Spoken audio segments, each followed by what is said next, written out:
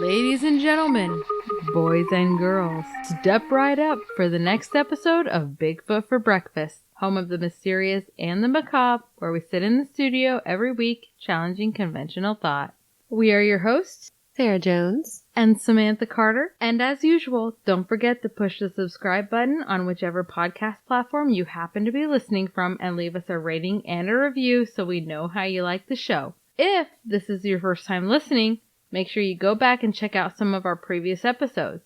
Follow us on Facebook, TikTok, Instagram, and Twitter for exciting content and opportunities to win free stuff. You can email us at bigfootforbreakfast@outlook.com, send us a message on Facebook, or you can even call us at 641-812-2635 and leave us a voicemail. If you choose to leave us a voicemail, we will even play it on our next show. And now, story time. Well, before story time, I just want to say, please leave us a voicemail. Will you be our friend? Just call us. Call me, maybe? You already used that joke last time. But I'm winking this time. She is doing a thing that resembles... Okay, so I physically am unable to wink. Imagine, you're 4 foot tall, you're holding a balloon, it's red. Let's face it, they're always red. You're happy as a clam holding your mom's hand as you walk through the brilliant blur of colors, lights, and sounds. All created, designed, and displayed to inspire joy and embody the happy innocence of a child. You're laughing, skipping as you make your way from one game to the next with the next big prize catching your eye, your pockets stuffed with small rectangular tickets which you use to buy your way onto the enormous mechanical beasts that spin, swing, bounce, and make your tummy tickle. You're so excited. You take off running to get to your favorite game. Suddenly you realize in your excitement that you're no longer holding your mother's hand. You turn around to find her in the crowd. Your eyes search to no avail. Your smile fades. You call for her. No answer. You become scared. You turn back around to see if she's somehow gotten ahead of you. As you spin around, your face is mere inches from the body of another person. You breathe a quick sigh of relief. You've found her. Except Mom isn't wearing polka dots. You look up hoping to find a sweet, familiar face, only to be met by complete and utter fear, wearing a painted-on smile and a big, red, spongy nose. You scream, and your hand involuntarily releases its grip, and a solitary red balloon drifts off into the night sky. Kill it. Kill it with fire. That is no joke. We hate clowns. Well, we do not hate them. We just have a strong distaste for them? No, it's a moderate distaste. Oh, just a moderate distaste. Right. We don't hate anybody. We have a hippie mentality. Well, I do. Sam, not so much. She shoots things. I'll shoot a clown. I'm not into that. So, I'm sure you're picking up what the subject of the day is, and it may be one of the most terrifying subjects we've covered thus far. It is the most terrifying subject we've covered thus far. So, let's go back to a time, not long ago, when we feared another pandemic which swept across the world. Oh, that's right. I'm talking about 2016, when someone maniacally decided to send in the clowns. Sightings of clowns with seemingly hostile intent poured in and tied up police resources in countries all over the world. I want to point out right now that we're drinking Spotted Cow beer. We never drink during our shows, but we are today, and I'm pretty proud of us for it. I'm pretty proud of us too. That's kind of a shout out again to the QE guys who always drink when during their shows. Sean. That. And it's also a shout out to Spotted Cow. They're a Wisconsin locally brewed beer, and this is the first time that I've ever had it. I'm not a big fan typically of fancy beers at all, but I love this. This is good stuff. It's really smooth. If you haven't tried New Glarus Spotted Cow, taste it. It's delicious. Don't Google it. It's not worth a Google. It's worth a drank. Drank it. Drank up. Don't twerk it, though. Don't twerk. Ever. This is my serious face. If you've never seen it, you can hear it in my voice. Don't. That's our next most horrifying content. Is twerk. We're going to cover twerking. No, we're never going to talk about it. I actually think we should. No. When did this start? What happened? Are you? When did this become a thing? You can't blame it on the millennials. We're 30. We don't do it. I think they blame it on the alcohol. Everybody does. Don't blame it on the New Glarus Spotted Cow, because this is not a twerking beer. It does not do it justice if you twerk with it. Mm-mm. You just make it look bad. You just drank it. Totally unappealing. Drank it. It's almost as unappealing as the duck face. Don't ever twerk while making a duck face. I've seen it a lot. It's gross. It's so gross. Girls, can we talk? Ladies, let's not. Please just stop this trend. Literally, no, though. I saw a YouTube video where a girl was upside down. She was twerking and she fell and knocked over a candle and lit her apartment on fire. It's dangerous. It's unsafe. It's unhealthy. Don't freaking do it. Unsanitary. You'll probably get the COVID or the gonorrhea. End it.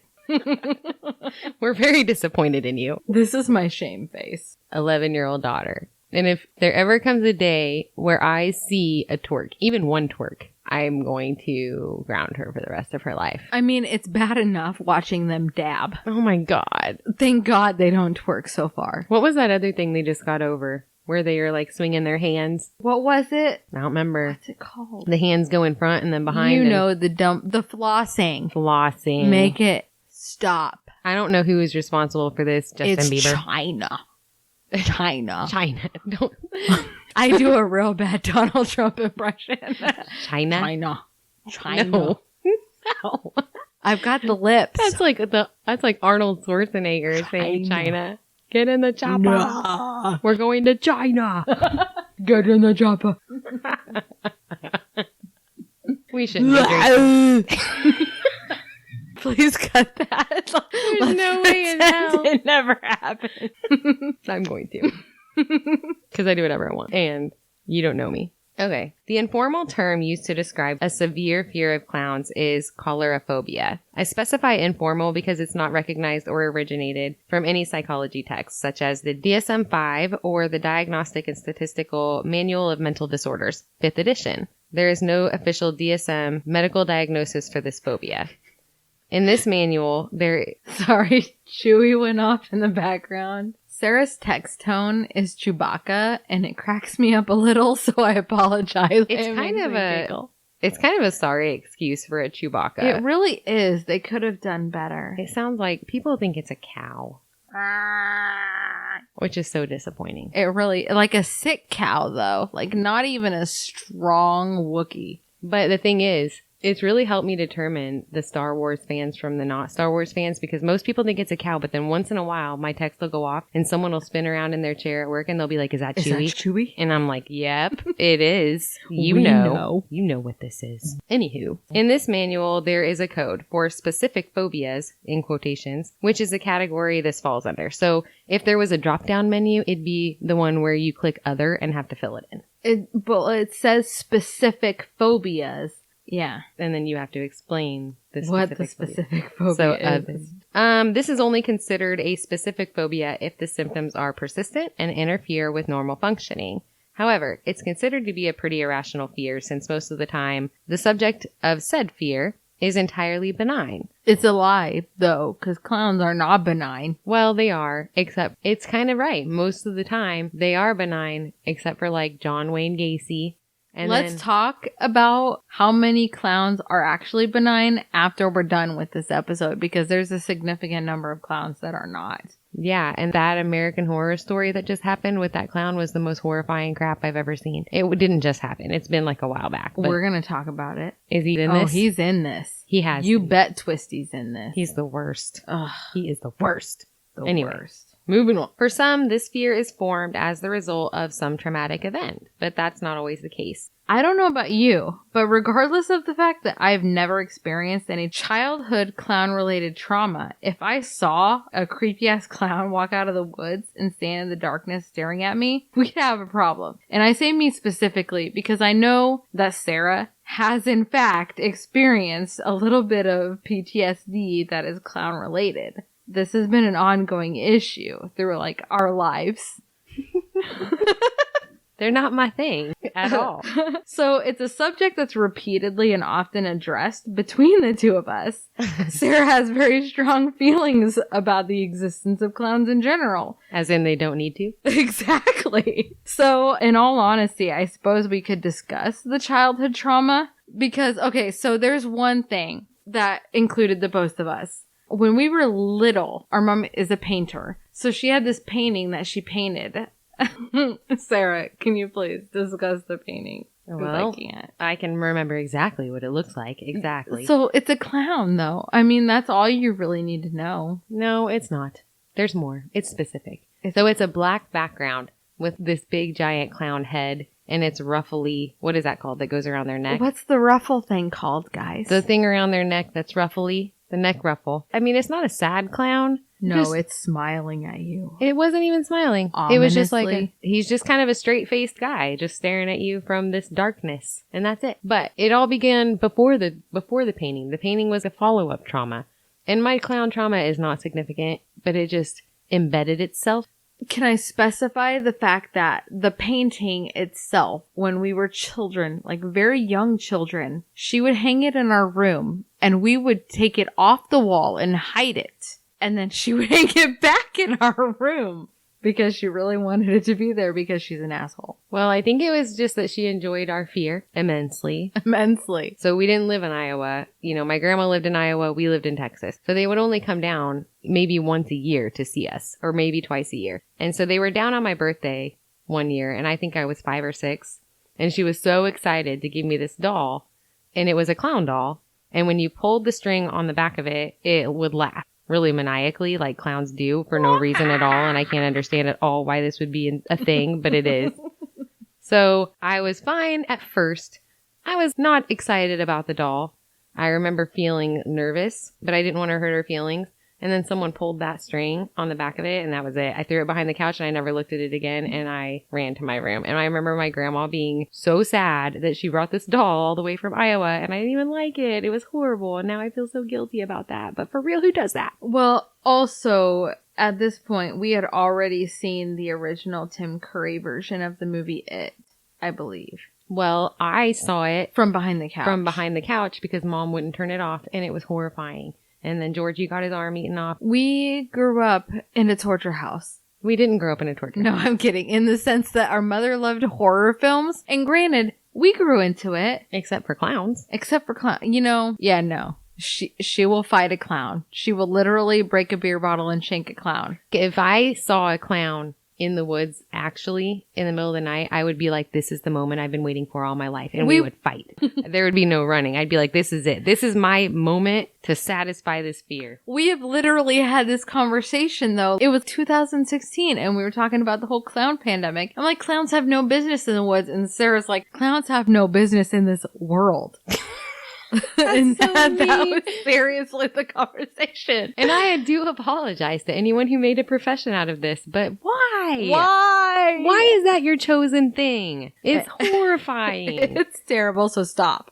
Just stop it. End it now. We also want to take a few minutes to let you in on some recommendations that we have for some other shows. We know a few that may pique your interest. The Question Everything guys, Semperfi Rob, Sean, and the Mick host a show where they pick a different topic every week that usually seems to coincide with issues that we seem to be facing at the time as American people, and they discuss it. They usually do a Facebook Live every Saturday, and then they'll post the edited version to the podcast platforms a few days later. They also take call-ins from guests who have anything to say regarding the topic that week. So if you can relate in some way or have an opinion, get on their Facebook Live and give them a call and chat them up for a while.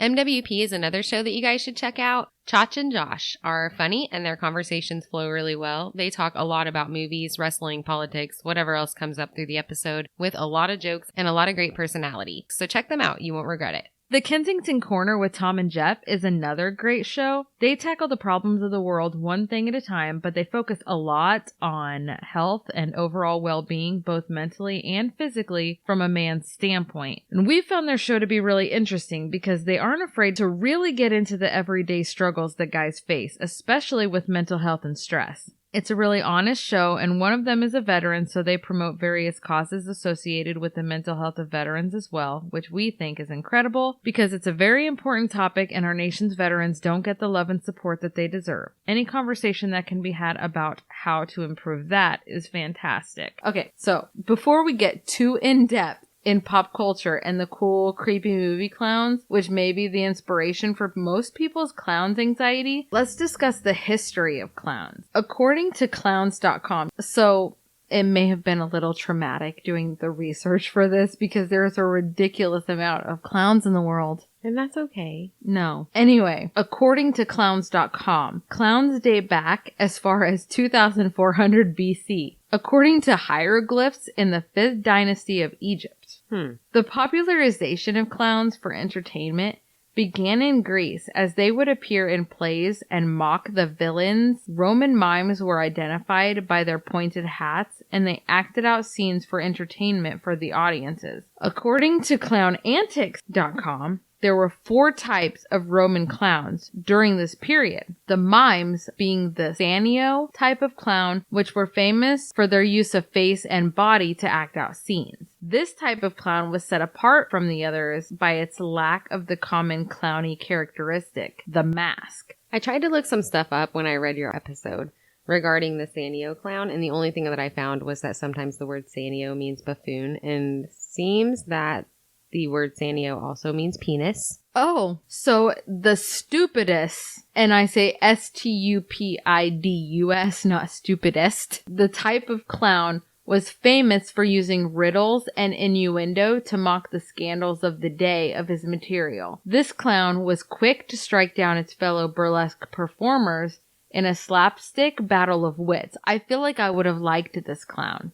Me too. No real-world person or incident was above reproach for this historical troll. So he's kind of like a medieval Eminem rap battle. True story. I feel like this was the coolest type of clown. Mm-hmm. And not to be Captain Obvious, but this was obviously the root of the modern word stupid. The Skira was known for making use of his or her birth deformities or physical anomalies for humor. Definitely required a thick skin to wear your own insecurities as a costume to entertain the masses. And last but not least, the morons, the moriones, were essentially the fools or freaks kept by the wealthy houses for entertainment, and may or may not have been thought to possess special powers gifted to them from the gods or function as good luck charms. So they would have been the court fools. Yeah. The jester. Yeah, similar, yeah. The modern day clowns that we know and love, or not so much, originated in the 1800s with white makeup, painted smile, and ridiculous eyebrows. Kind of like girls today. What is the deal with everyone's eyebrows? What is the deal with your eyebrows? What is happening? We're being really critical tonight. I will lick my thumbs so fast. No twerking, don't be a clown, and stop with the eyebrows. Stop painting the thick eyebrows.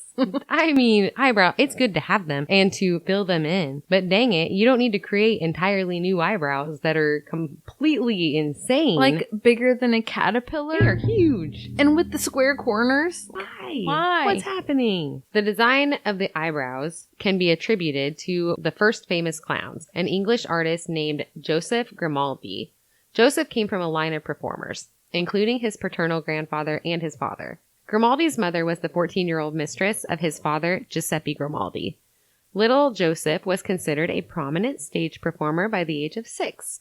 When he was 9, his father died, which put him in the role of earning money to help support his family. His first truly successful role was that of clown in Harlequin and Mother Goose, or The Golden Egg, according to his biography on historyofcircus.com. In fact, he dominated the role so well that he practically made clown the main character in the Harlequinades. He was well known for his acrobatic athleticism. He became most popular for the design and embodiment of the circus-type modern-day clown in colorful clothes. In these shows, he would sing songs that involved audience participation, which sounds much like the performances of modern clowns. Why he's not known as the Clown Father, I'll never understand. Grimaldi retired in 1923 because of a respiratory condition, as well as the deterioration of his poor, overused, and abused joints. Charles Dickens himself edited his memoirs. Grimaldi died in 1837. In a terrifying and beautiful tribute, clowns from all over the world gather in full garb to attend a memorial service on the first Sunday in February in Joseph Grimaldi Park in London, where he was laid to rest. I can imagine that that's traumatic. All the clowns go there. I mean, it's kind of sweet, but I would stay in my house that day. I feel like they have the right to assemble, I guess. As long as I've got some forewarning and I can stay in my house and close my blinds and pretend it doesn't exist, I'm good. The first circus clown in the United States was Matthew Sully, who emigrated from England and was hired by Ricketts Circus in 1795, according to www.circusesandsideshows.com. Matthew was famous for bringing music to the big top with his song 4 and 20 Periwigs, which got me curious. What the F is a periwig, and why does anyone need 24 of them? I googled it. The periwig is, in fact, just an archaic term which was shortened to the modern word wig to describe the very fashionable white wigs donned by the high society men back in the day. I searched the interwebs, high and low, for the lyrics of this song, to no avail, which was very disappointing. I really was hoping to gain some insight. Anyway, it was John Durang, though, who joined the circus later that year, who was considered to be the first American-born clown in America. That's just a little FYI for us US of ANs. Before we get into the worldwide phenomenon of clown sightings, let's talk about the 1990s Florida case in which Marlene Warren found a clown wearing an orange wig, red nose, and a white face standing at her doorstep with flowers and balloons. So she knocked on this woman's door. She opens the door, and there's a clown standing there, which she got excited, but I would nope out of there for sure. Slam that door. Just forget it. Fastest nope in history. Fastest nope in history. Nah, brah. And excited, well, also my other fear would be a shark. Shark. That's another nope for sure, but it wouldn't be the fastest nope in history because I'm not a fast swimmer. I'm a fast runner, though. I can run. Sharks aren't gonna knock at your door, though. No, but I could be in the ocean and accidentally intermingle with one. That has happened because That's happened to me twice. we were in Florida. Sarah and her husband were swimming in the ocean, and I was standing on the beach, and there was an old couple, and they were running at us. Running and yelling something, and I was looking at them and I couldn't understand what they were saying. So they got close enough, and Sarah and Derek were really far out in the water because they saw dolphin fins and they wanted to see the dolphins. No. We were chasing a coconut. Either way, there was fins out there. And the old people were like, "We don't have dolphins here. Those are, what are they, like red whales? And they will drag you under because it's mating season." Well, any Anything giant with a fin. sea creature is Let's not. just not. Let's don't. No. Not too long ago, we were in Key West, and I got talked into going snorkeling, and that's definitely not my thing because I don't like sharks. And you can't see where they're around you in Florida because it's really murky, so you don't know. You're just a sitting duck, just waiting to be attacked. So I got in with my snorkels, and I lasted about 45 seconds. And some little kid came up, and he said, "There's a lemon shark down there." So my husband went down. A lemon shark? Yeah, there's lemon sharks. They're not supposed to be dangerous, but I feel like my luck would have me die from a lemon shark. Well, that's what they said when I was in California. I was at San Diego at La Jolla, and we were swimming on the beach, and you could look out and you'd see the surf rolling in, and there were giant sharks swimming across the surf as it rolled in. And there were people that were laying on the beach, and their 4-year-old kids were out swimming in the water by themselves. And they're like, "Well, they're tiger sharks. They're not aggressive." I'm like, "They're 5 feet freaking long." And we're standing out there in the surf, and I feel this bump on my leg between me and the girl that I was with. I mean, this shark was as tall as I was, and it just swam right between our legs and bumped into us like, "Oh, sorry, you're from Iowa. Oh." If you watch any kind of Shark Week, you know that tiger sharks will kill you. And also, okay, leopards, not tigers. No, it's tigers, tiger sharks. But there were leopard sharks at La Jolla. Oh, either way. So anyway, a shark is a shark if you ask me. When we were in Key West, so Derek went under the water and I noped out of there because he said shark and stingray. There were 2 things. And if one of which actually killed a guy. Pretty famous guy. A really famous guy. Steve.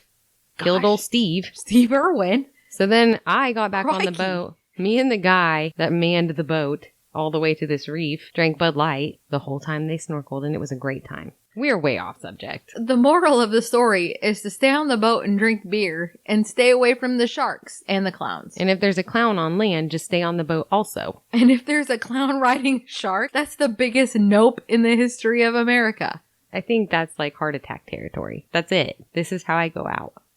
Clown riding sharks. Is there a clown shark?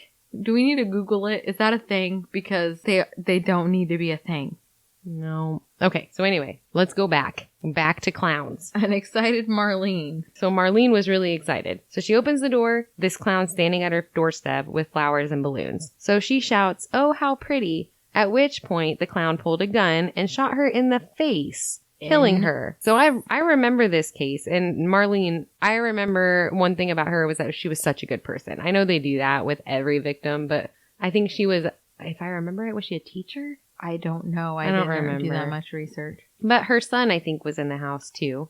Anyway, in 2017, many years after her murder, the wife of Marlene's ex-husband, who was at the time his mistress, was arrested for her murder after DNA evidence linked her to the crime. She was charged with first-degree murder. Her husband was not charged, but he was never ruled out as a suspect, obviously. Once again, I asked the question, why a clown?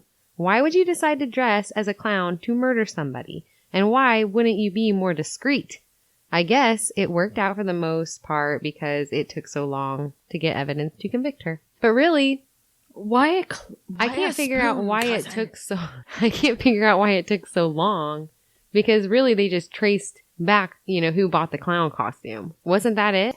No. I know that there was an issue where they had found, like in 2017, they had found where a car had been dumped in the river.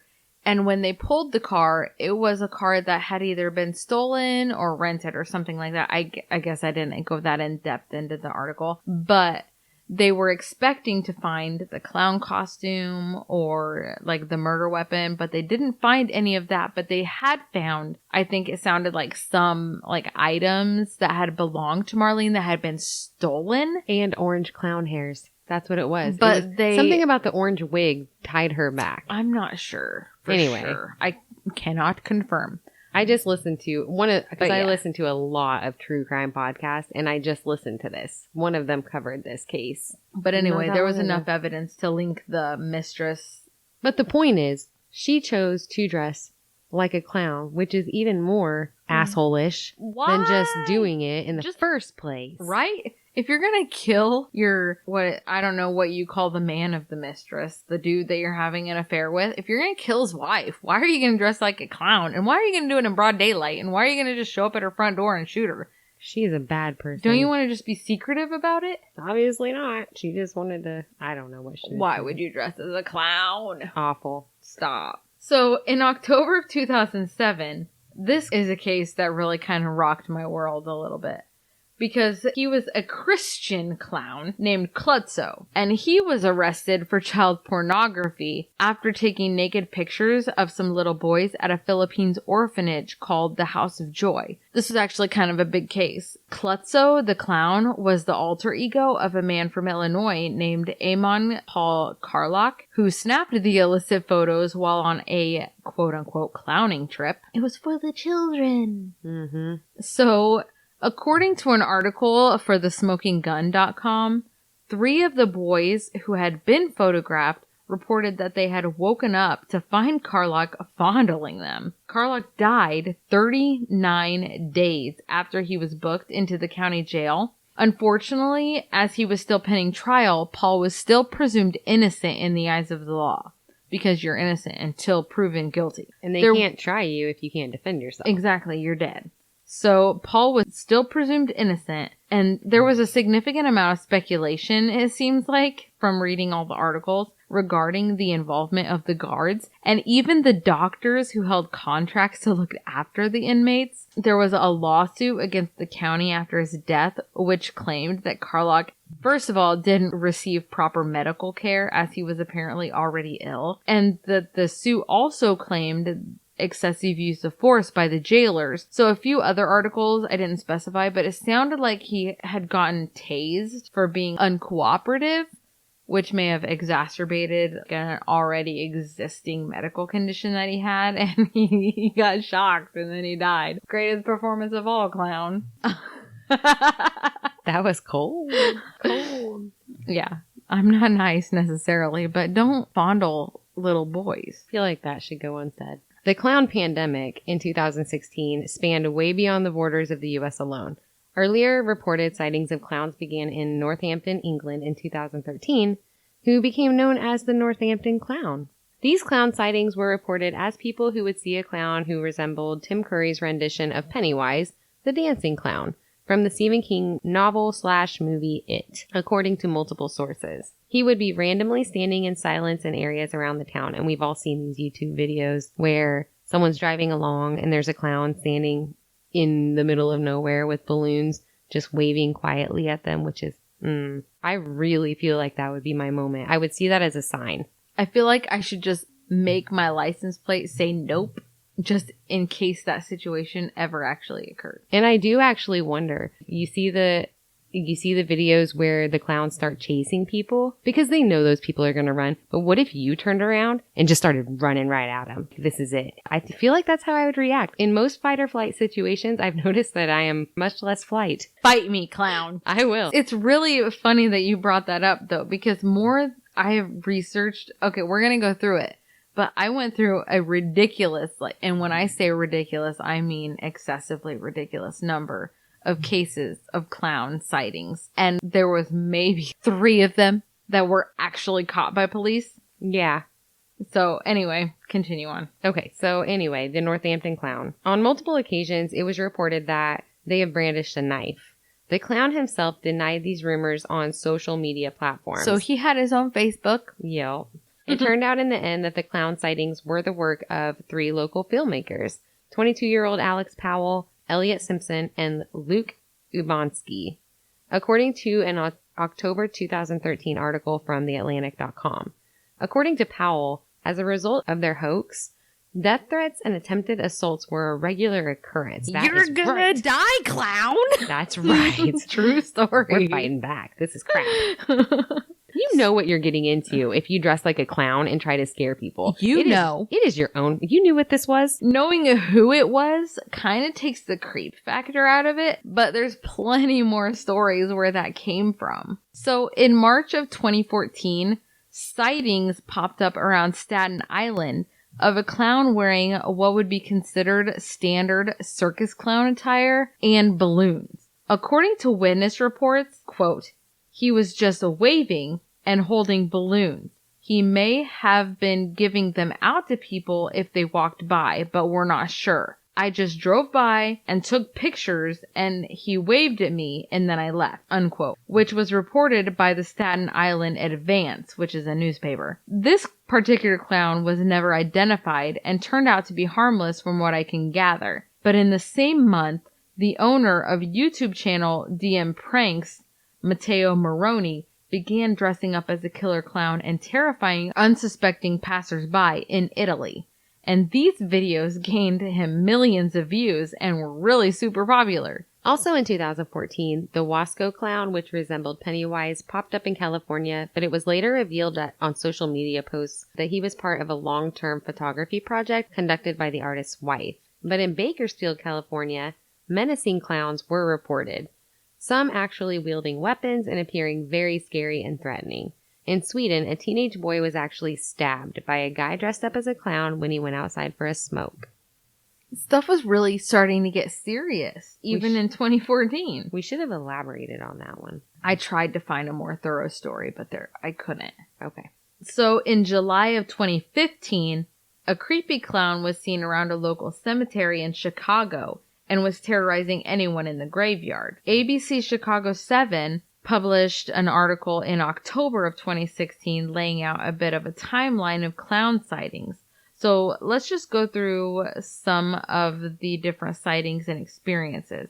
Just to warn you, I thought writing this episode would be a little more exciting, but really the best way to lay out the enormous amount of clown sightings that actually occurred, we're just going to briefly describe a bunch of them. There was a really large burst of clown sightings and reportings all over the U.S. throughout September and October of 2016. There is actually a really cool interactive map of clown sightings on atlasobscura.com if you want to check it out. So bear with us here. There are so freaking many clown sightings in a very short period of time. And this is really only a few of them, but we're going to go through as many as we can manage, just so you have an idea of how many of these sightings actually occurred and whether they were real sightings or false sightings. They were tying up law enforcement resources all over the continental U.S. and in Europe, but I covered mostly the U.S. On August 1st, 2016, in Green Bay, Wisconsin, there was a clown reported walking the streets carrying black balloons.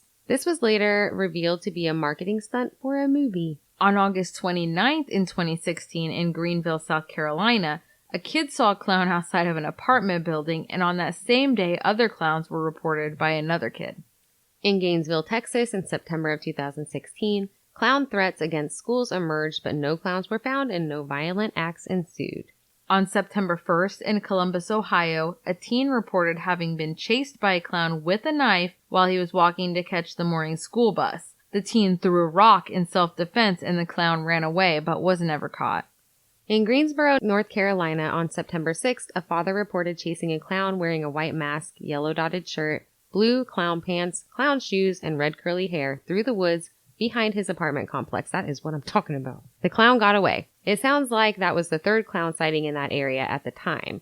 Previously, in Winston-Salem, a clown was described wearing white overalls, white gloves, red shoes with red bushy hair, a white face, and a red nose trying to lure kids into the woods. So, on September 7th, in Cleveland County, Georgia, an anonymous caller reported a clown sighting outside of a school, but this was determined to be a false report. On September 11, 2016, in Hillard, Florida, 2 young girls reported having seen what they described as a clown and ran away. After the report was made, no clown was ever found. September 12th, in McDuffie County, Georgia, a 12-year-old boy and his little brother reported being chased by a clown wearing all black, a mask, a red wig, while they were walking to a bus stop not long after 6 a.m. The neighbor girl also reported having seen the clowns following the boys from between 2 mobile homes before the chase, according to police. September 20th, Weaver, Alabama. Bomb-sniffing dogs were called to a school after a general threat was stemmed from a clown incident. No clowns or bombs were ever found. September 21st, in Huntington County, Pennsylvania, multiple clown reports were made regarding clowns out walking around but were never cited by police. The same story in Chula, Mississippi on the same day. Multiple sightings, same description, never apprehended.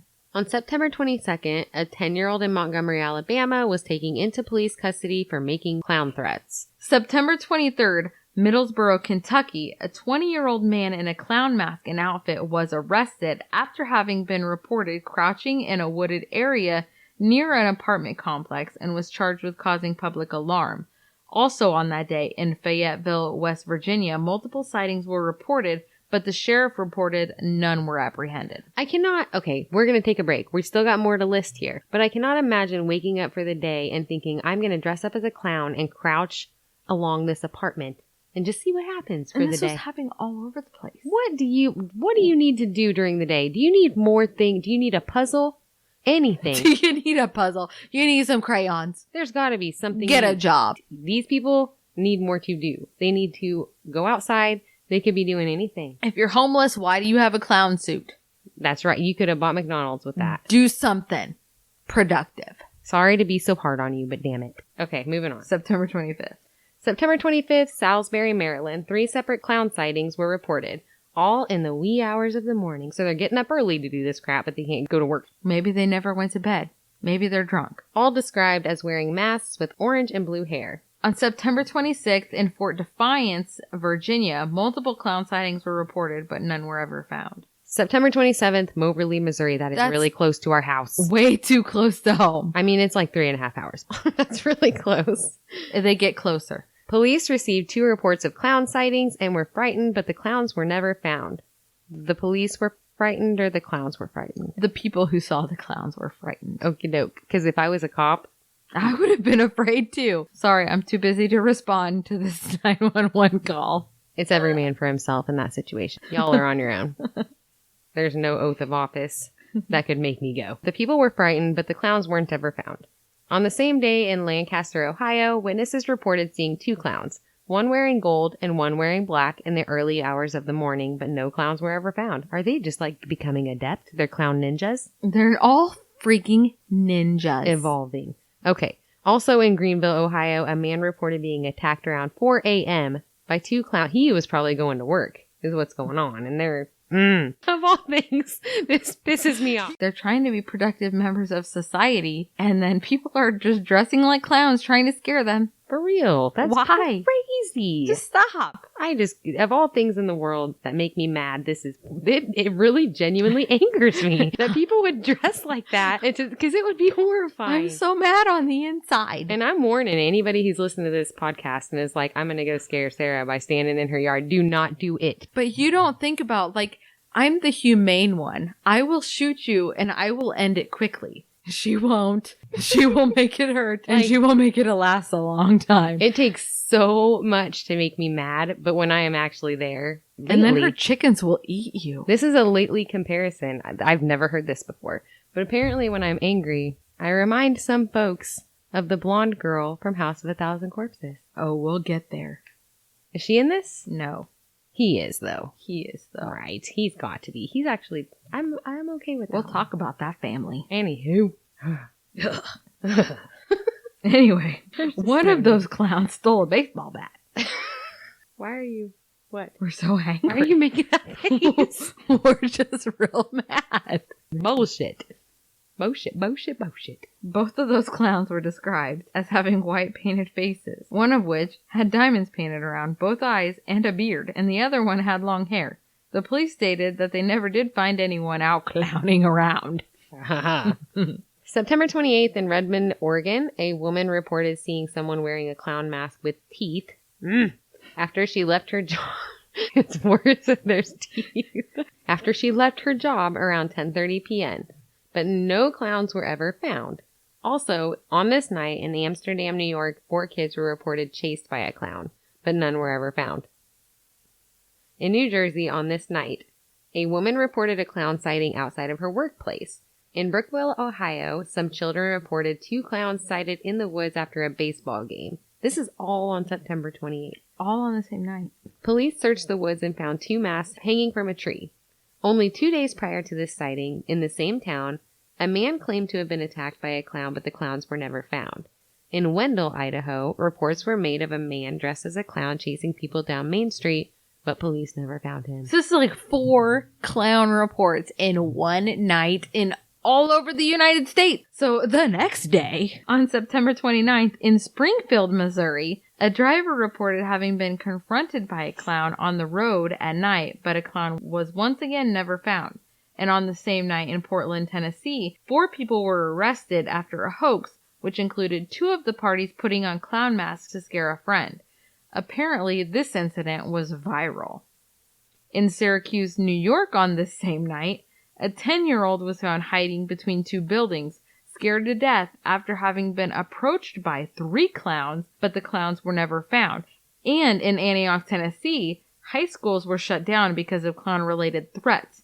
And in Rankin County, Mississippi, police reported that an MVA had occurred, which is a motor vehicle accident, had occurred on a rural highway and that it had been caused by a clown, but the clown was never found. And in Rolla, Missouri, a police officer reportedly spent the entire day chasing clown sighting reports, but never found the clown. The next day, on September 30th in California, Missouri, threats of violence against children on social media by a clown on Facebook caused the school to shut down, but the clown was never found or charged.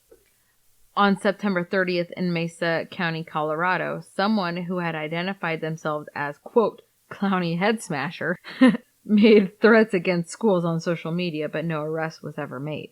On October 1st in Napa, Idaho, vigilante citizens on a rampage searched for clowns and were asked to cease and desist by the police. But why, though? On October 2nd, Houston, Texas schools arm up security following various online clown threats.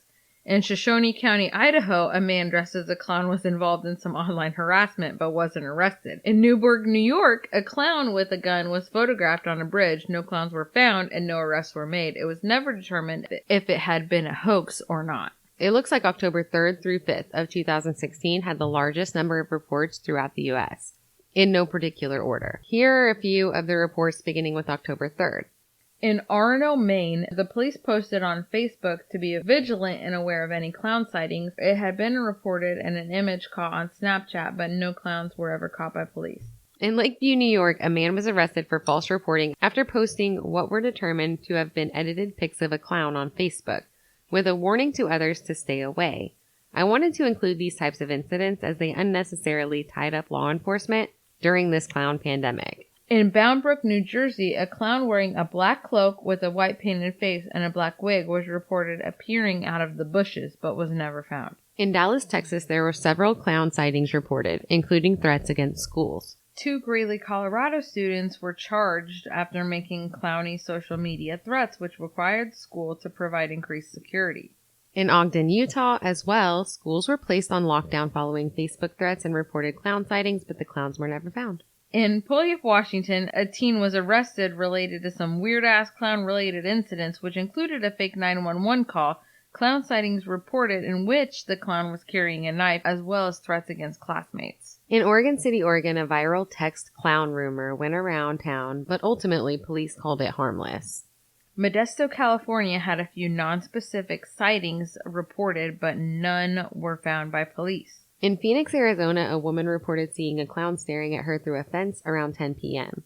She reported that she tried speaking to the clown but got no response. By the time the police responded, the clown was gone. In Lake Orion, Michigan, a man reported and photographed a clown behind an ice cream shop near a cemetery. The clown fled after the picture was taken. Let's move forward to the 4th of October, where in Mesa, Arizona, a group of teens were arrested following some clown-related threats. In San Pedro, California, 2 clowns snuck up on a woman at an elementary school. She reported that they didn't say anything and they just stood there side by side like zombies. The clown fled and were never found by police. Midland, Texas police reported that they had received a few reports of clown sightings on this night, but nothing significant occurred and no clowns were ever caught. In Fort Worth, multiple clown threats were posted on social media and one teen was arrested, but she called it a prank on her friend.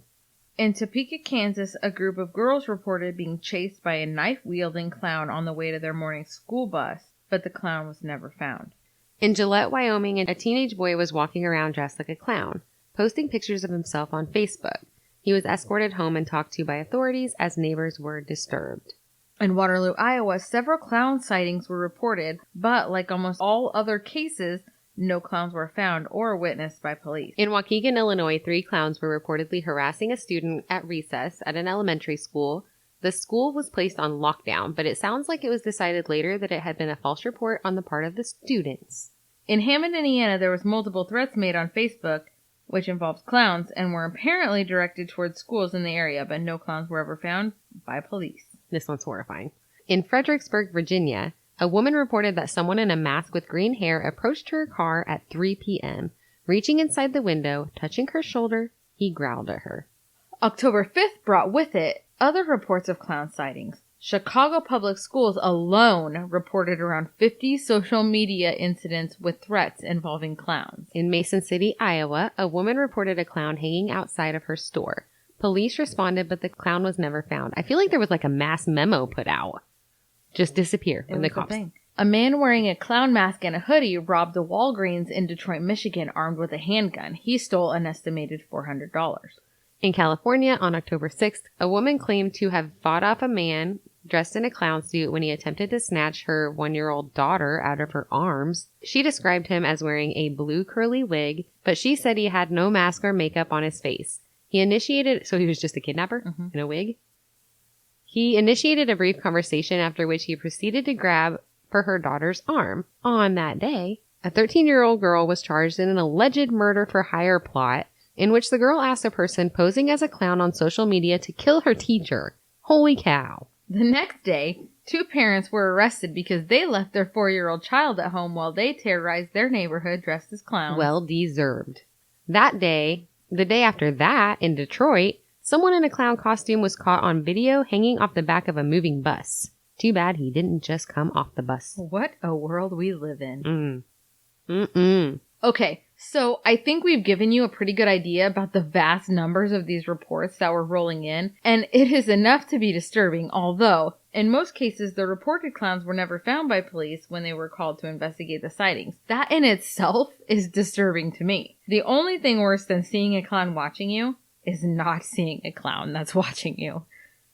So I feel like this all reminded me, I remember in 2016 feeling this way. This might be extreme, but this is where my thinking went. Have you ever seen the show Zoo? Mm-mm.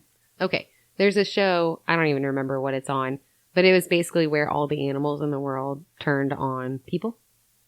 and we became way lower on the food chain. Oh, yeah. I know what you're talking about. Yeah. So that's what I imagine. Like all the clowns in the world, just through some microchip anomaly, decided to turn on their murderous ways.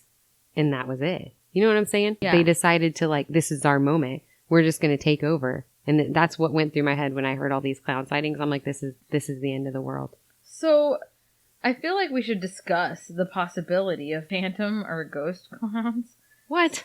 I mean, seriously, people are seeing all these clowns and then they disappear. No, they're just people. And they hide? An average police response, if you think, is a minimum 10 to 15 minutes. And that's actually fast, because in bigger cities, it is much longer. Yeah, much longer. So they have time. If you think about it, if you're going to go out in a clown costume and just kind of pick on people and scare people, it only takes 3 or 4 minutes to give someone a good scare, and then you move on from the area. So why clowns?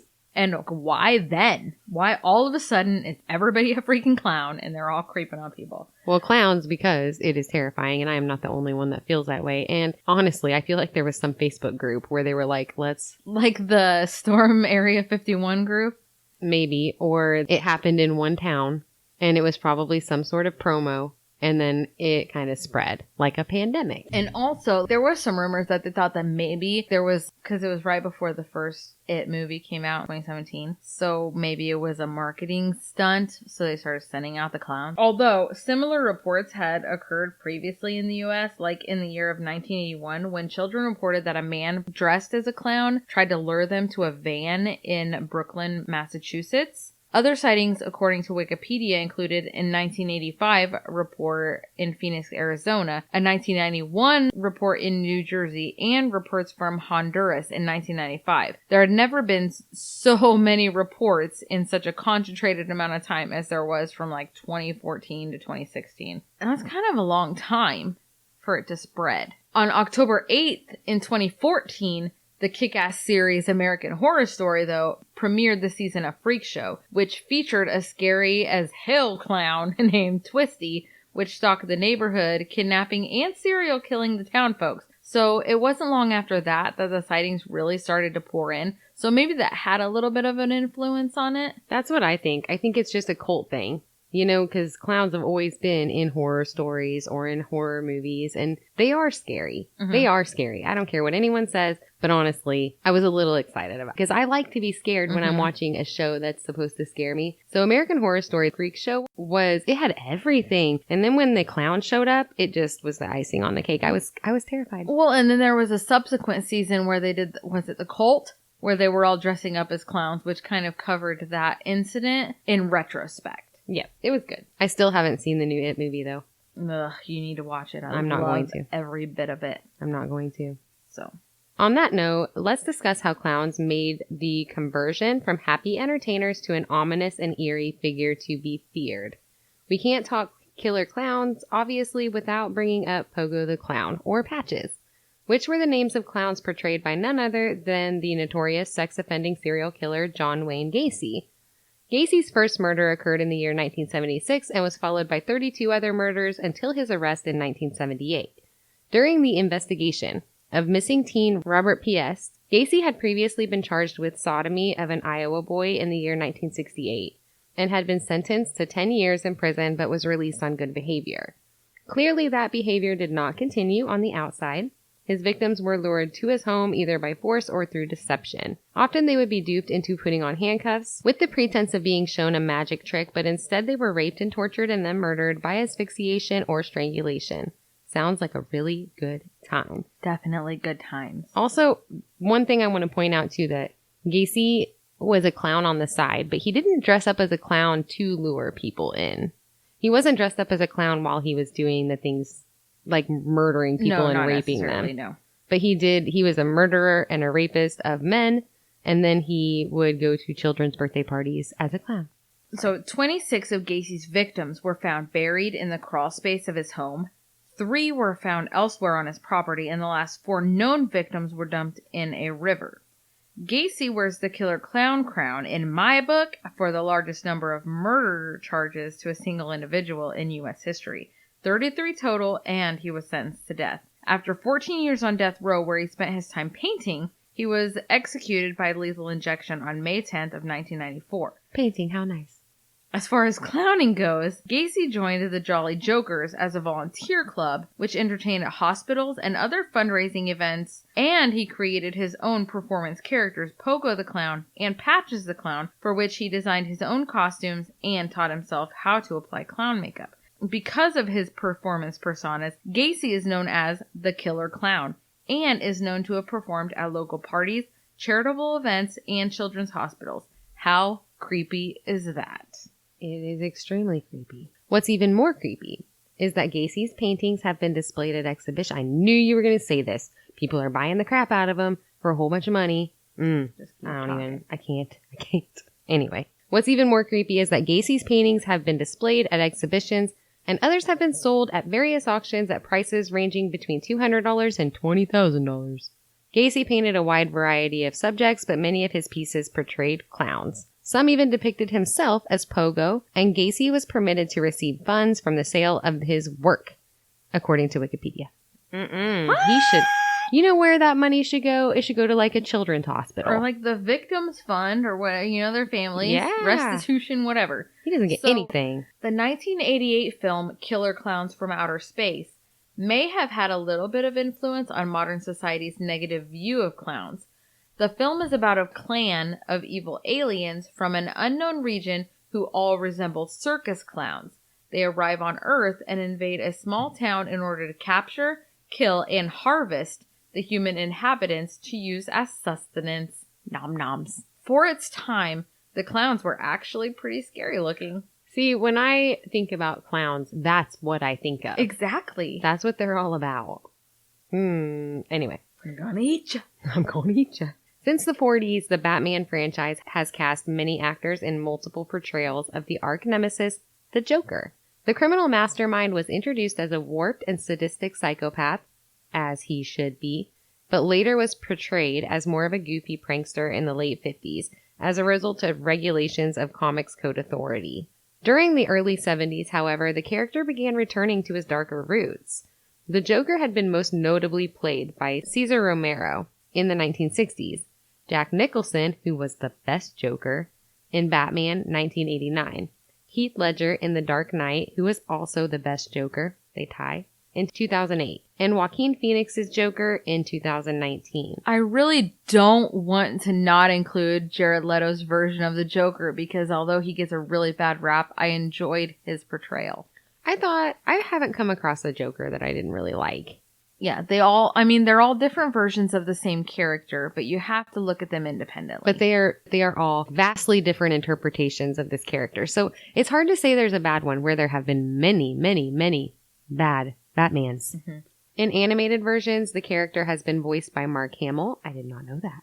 You didn't? No. He was the best animated Joker voice. Didn't know. And Troy Baker, among others. The character's complete lack of moral compass makes him a force to be feared. One of my favorite clowns in pop culture, of course, is Pennywise the Dancing Clown, as written by Stephen King in the novel It, originally published in the year of my birth, 1986.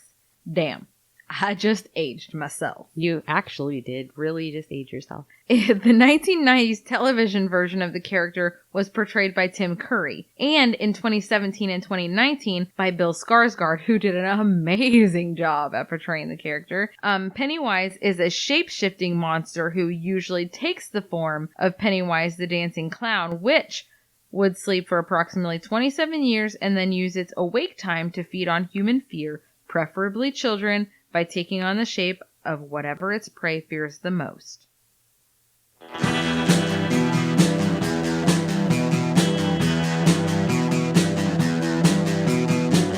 You're listening to the Prescribed Films Podcast Network, home to hundreds of hours of free podcast entertainment. The shows on this network all have a common goal, providing you with the best discussions about movies and other forms of entertainment media. The PFPN hopes to fill your earholes with audio joy. Visit our website with links to all the other amazing shows at www.thepfpn.com. Thanks for listening. It's not necessarily related to this particular clown-demic, but it is a pretty damn interesting and tragic clown-related tale. We wanted to share it. Were you aware that there is a cemetery in Illinois that is home to a mass grave of circus clowns and other performers? Located in Forest Park, Illinois, there is a large plot marked by elephant statues in the Woodlawn Cemetery. The base of one of the elephants is engraved with the name Showman's League of America, dated June 22, 1918. The statue marks the mass grave of the members of the Hagenbeck-Wallace Circus, who slept peacefully in the rear cars of their train en route to their next performance. A performance which would never happen.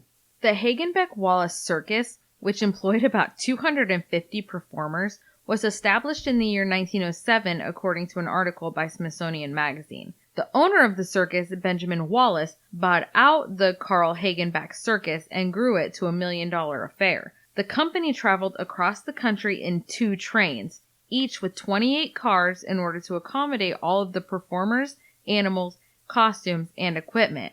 The Hagenbeck-Wallace Circus was the nation's 3rd largest circus. Railroad travel had made it so much easier for the circus to come to town following the Second World War. However, railroad travel had made it so much easier for the circus to come to town following the First World War. However, rail travel was dangerous, and this particular company was no stranger to the risks involved with train travel. In fact, according to Richard Little's book, The Great Circus Train Wreck of 1918, in 1892, when the circus was known as the Great Wallace Show, 26 trained horses were killed in a train wreck. A second incident occurred in 1903.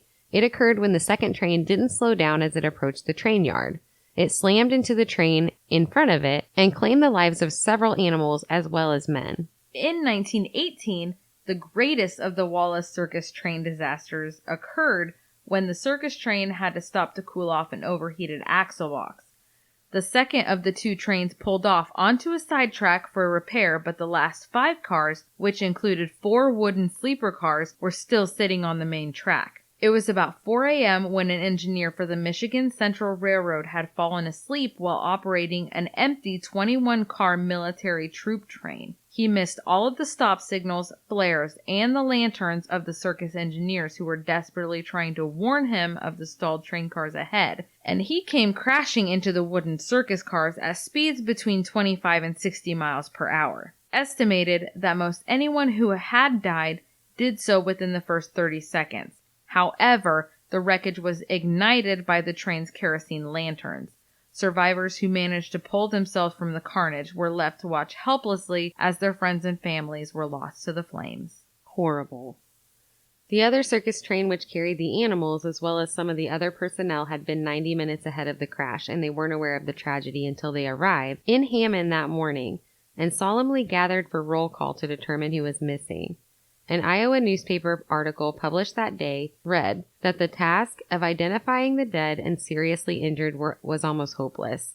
Not only were many of the bodies burned so badly that recognition was impossible, but practically everyone on the train was killed or hurt, according to SmithsonianMag.com. In spite of the tragedy and loss that the circus had experienced, they only missed 2 performances. The show must go on. Oh, so I just thought of another scary AF clown in pop culture. Captain Spaulding from the Rob Zombie movies House of a Thousand Corpses. Sid Haig is a badass creepy clown. So can you imagine stopping at a gas station on a road trip and finding a vulgar as hell clown trying to sell you fried chicken and deciding that you want to check out his random roadside haunted house? Nah, brah. But that is definitely something that Sarah Jones would do.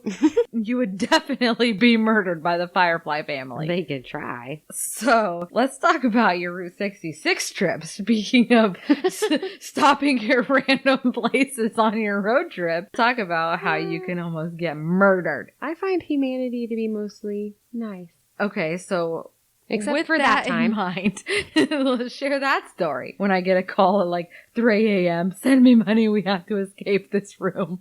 We went to California on Route 66, and we were young at the time, and we only had maybe $300 each to drive to California on, which is fine because we didn't stay in hotels or anything like that. So we just slept in the car a lot and ate out of a cooler. We got to Santa Monica, California, but it was about 2 a.m. So there's no place in the city where it felt very safe to park the car. So we decided that we would try to find a cheap motel. Drove around the city. There was nothing with a vacancy at all that was cheap. So we found this pawn shop, and at the top of the pawn shop, there was a sign that said vacancy. So we thought, well, let's just see what that means, because maybe there's a place we can sleep there.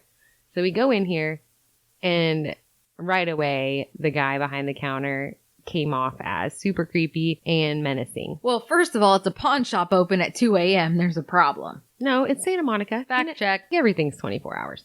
We go in there, but I'm a reasonable individual. I'm like, this guy's probably okay, really. I'm just being crazy. Yeah, that's reasonable.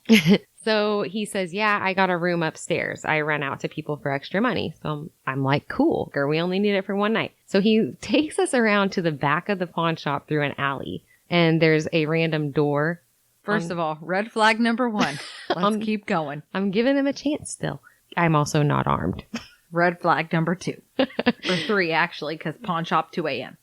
So there's a door on the back of this old brick building. He opens it up, and there's stairs, just a stairway that leads straight up. He flips on the light. Light doesn't work. He says, oh, sorry, the light burnt out. Oh. Red flag number 4. Oh. So go on up there. But he insisted that we go first. So we go first. Red flag number 5. So there's 3 of us girls. We go first. He's behind us. He says, open the door up. Honestly, though, I'm thinking us 3 girls, we can take this guy. We will kick him down the stairs and it'll be fine. Red flag number 6. So he opens the door, and it is a room that is completely barren of any furniture. There's huge stains, like blood, on the floor. Number 7. And then there's this random mattress in the middle of the room on the floor with no sheets or anything on it. Number 8.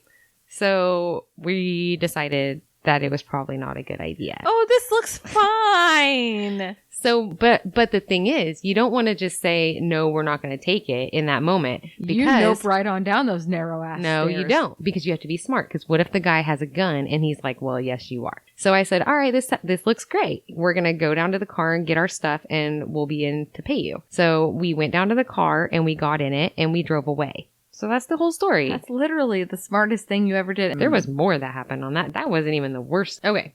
All the red flags. The only thing that they didn't have against them is the fact that the guy wasn't dressed like a clown. Like, literally, that's the only thing. He was dressed like a serial killer. Anyway. If you haven't heard of Wrinkles, that's the one you definitely need to check out. He's a creepy looking clown who was spotted in random spots in Florida, public places and whatnot around 2015. Wrinkles wears a creepy ass mask with large black eye holes, receding white hair, polka dot onesie, and black rubber gloves. He wears a onesie. He wears a onesie. A lot of clowns wear onesies. I know, but for some reason I was thinking of like a leotard. Like a baby onesie? Yeah. You gotta snap the crotch. That's what I thought of. For an infant. Change my dirty clowny diaper. You meant like a unitard. A whole body. I was like, anyway. My mind went crazy there. Okay, so black rubber gloves. More often than not, he's got a bundle of colorful balloons in one hand, and apparently if you pay the clown a few $100 cash, he'll show up at your party, prank your friends, and he apparently runs a scared straight program. Creepy Clown Edition. So you can hire him to scare your bratty ass kids into behaving. Wait, I have a real bad idea. I would never bring a clown into my home. I can scare my bratty ass kids into behaving. In a Washington Post article, Wrinkles said that he gets weird requests from people all the time. Once someone called for him to help them dump a body. Also, he gets explicit requests to engage in lurid behavior or random naughty clown fantasies. He said in the interview that he does not accept these types of requests and specifies that he only accepts serious requests for his services and cash only. So that sounds like a pretty cool enterprise, really. Even if you only do it around Halloween, I bet you could get all kinds of business. And there's a really extremely large number of people in the world that are afraid of, or at the very least, seriously unnerved by clowns. Especially if they just show up and silent stare at you for a long period of time. Or quietly follow you down the street or through a store or something. That'd be really cool. Let's do it. To who? No. To everybody. Pay me $100 and I will creep out your friends. That would be a super fun job, I think. I feel like in a real life situation where a clown was following me through a store, I picture myself like on an episode of Jerry Springer where I turn around and just go all, that ain't your baby. However, Wouldn't that be hilarious to say that? The likelihood of getting shot, stabbed, or chased or hit with a baseball bat are pretty high. Actually, Iowa, we're not even like we're a concealed carry We're state. gonna shoot you. Everyone's got a gun now. I'm not really necessarily a big fan of running, but that seems like it might be a good motivation for cardio. I love running. And that's all I've got to say on the subject of clowns. Yep, I'm over it. Yep. That's enough clowning around for Bigfoot for breakfast. Thanks for checking out today's episode of Bigfoot for Breakfast. We hope you enjoyed listening, and don't forget to subscribe to our podcast on whichever app you listen from and leave us a rating and a review. Please. This helps our show tremendously, and you can reach us on Instagram, Twitter, Facebook, TikTok, or by email at bigfootforbreakfast@outlook.com, or you can call our voicemail and leave us a message. The number is 641-812-2635.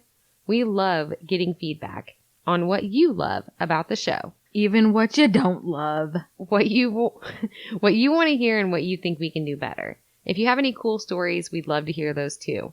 Once again, thank you for being here with us. Please come again, but leave your clown nose at home. And Jamie, if you're listening, that horrible evil clown laugh you keep doing from the work parking lot when I go outside needs to stop. You know what I mean. You know.